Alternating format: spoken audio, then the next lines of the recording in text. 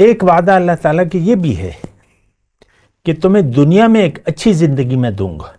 للذین احسنوا فی ہذہ الدنیا حسنہ، ایک اچھی زندگی دوں گا، ایک پرسکون زندگی دوں گا.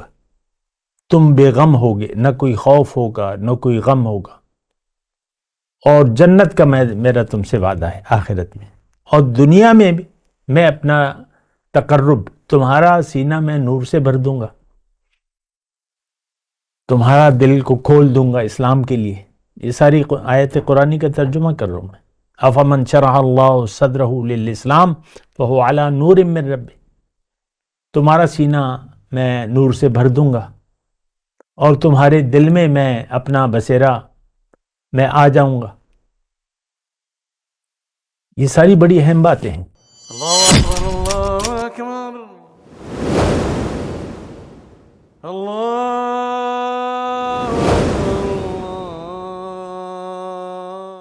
اعوذ باللہ من الشیطان الرجیم، بسم اللہ الرحمن الرحیم. اللہم صلی علی سیدنا محمد معدن الجود والکرم وآلہ وسلم. سامعین و ناظرین اکرام، السلام علیکم ورحمۃ اللہ وبرکاتہ. آج کا ہمارا موضوع یہ ہے کہ کیا ہم نے اپنے رب کو ناراض کرنے کا عزم کیا ہوا ہے؟ دیکھیں، بات تو یہی ہے. گزشتہ نشست میں بھی میرا یہی موضوع تھا، آج بھی یہی ہے. لیکن آج کا جو موضوع ہے وہ زیادہ حساس ہے اور خطرناک ہے، کیونکہ ہم ایسے راستے پر چل رہے ہیں کہ اس میں ہم سے رب پکا ناراض ہوگا. یہ بات نوٹ کر لیں.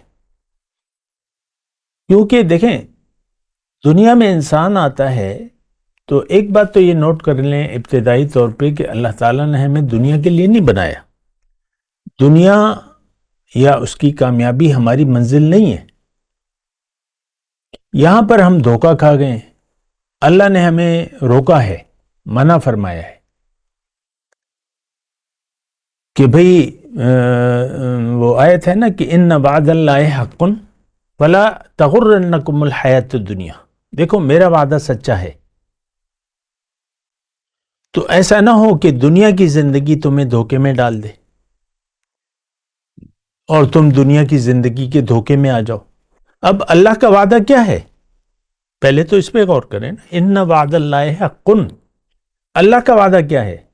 اللہ تعالیٰ نے وعدہ فرمایا ہے کہ اے انسان، اگر تم ضبط نفس سے کام لوگے اور دنیا کے بجائے آخرت کو ترجیح دو گے دنیا پر، تو میرا تم سے وعدہ ہے کہ میں تمہیں بہت بڑا اجر، فَلَهُمْ أَجْرٌ عظیم، بہت بڑا اجر دوں گا.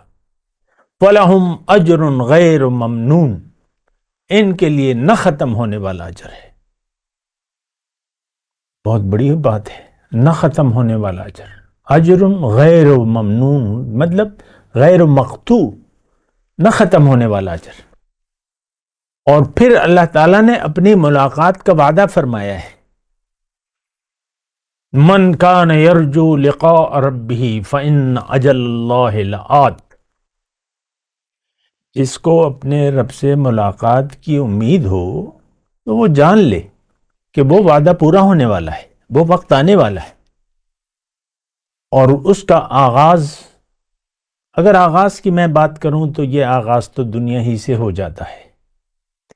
کیونکہ جو شخص اپنے رب کو اپنی منزل بنا لیتا ہے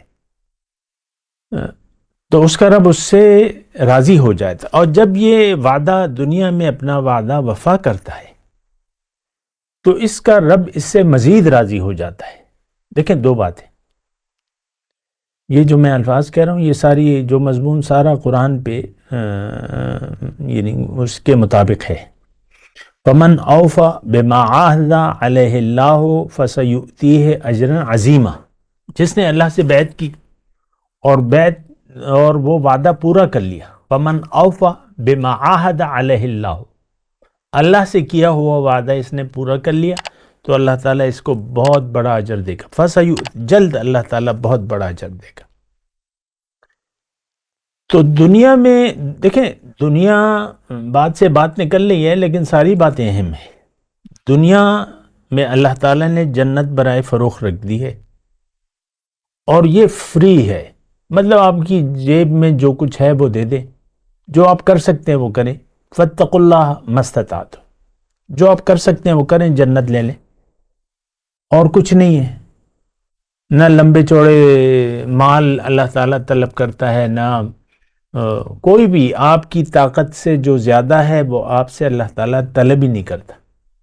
یہ ایسی بات ہے مثال کے طور پہ کہ ایک بہت بڑا، ایک پوش علاقے میں بہت بڑا گھر ہے، محل نما ہے، اور اس کی یعنی ویسی ایک مثال بنا رہا ہوں، اس کی جو ہے 3 ارب روپے اس پہ خرچہ ہے بنانے پہ، بہت بڑی جگہ ہے، یہ ہے وہ ہے۔ اب 3 ارب میں کافی اچھا ڈیکوریشن بھی ہو جاتی ہے، یہ بھی ہو جاتا ہے، تو آپ وہ خریدنے جاتے ہیں، تو اس کا مالک آپ سے کہتا ہے کہ بھئی تم اگر مخلص ہو تو میں تمہیں یہ دے دوں گا، لیکن وہ پوچھتا ہے، جو خریدار ہے وہ پوچھتا ہے کہ جناب میں اب دیکھوں گا کہ میں اسے خرید سکتا ہوں کہ نہیں خرید سکتا۔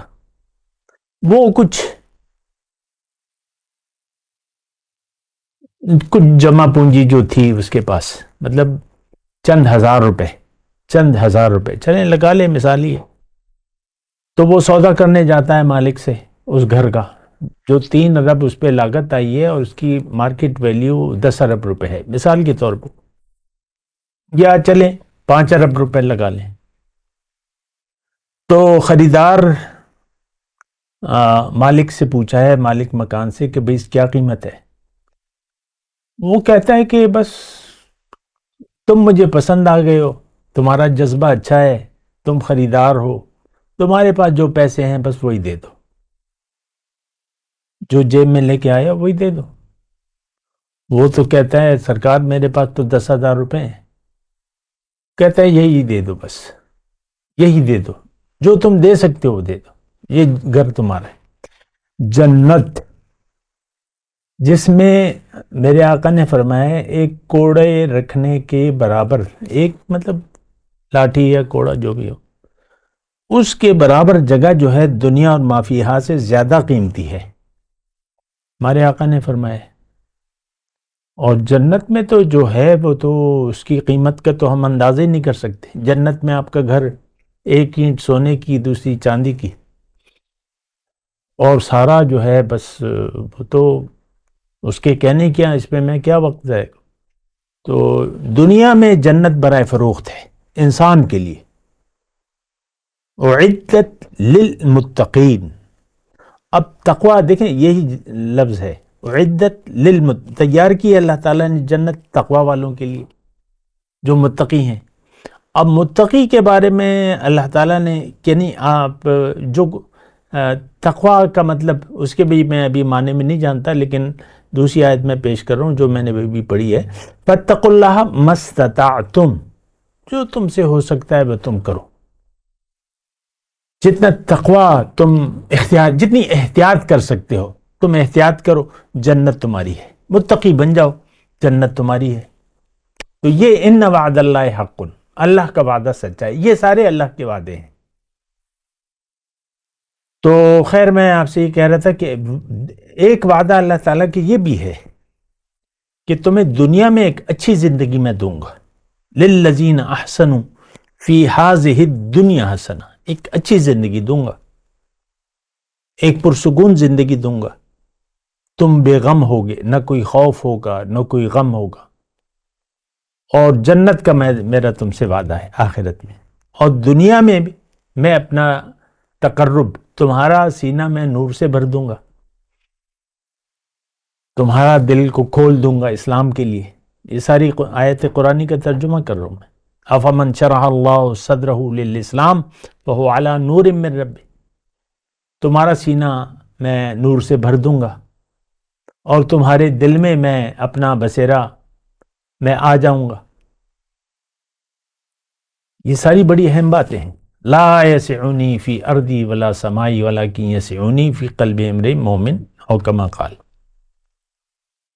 میں نہ زمین میں سماتا ہوں نہ آسمان میں سماتا ہوں، لیکن میں ایک مومن کے دل میں سما جاتا ہوں۔ تو یہ تو دنیا کے وعدے ہیں، یہ بھی بڑے اچھے وعدے ہیں، آپ کو ایک بہت اچھی زندگی، لَنُبَوِّئَنَّهُمْ فِي هَذِهِ الدُّنْيَا حَسَنَةً۔ تو دنیا میں بھی اللہ تعالیٰ کے وعدے ہیں، ہمیں تو یقین نہیں ہے، ہمیں تو کسی بات پر، اللہ کی کسی بات پر یقین نہیں ہے، اور ہماری حالت تو بہت ہی خراب ہے۔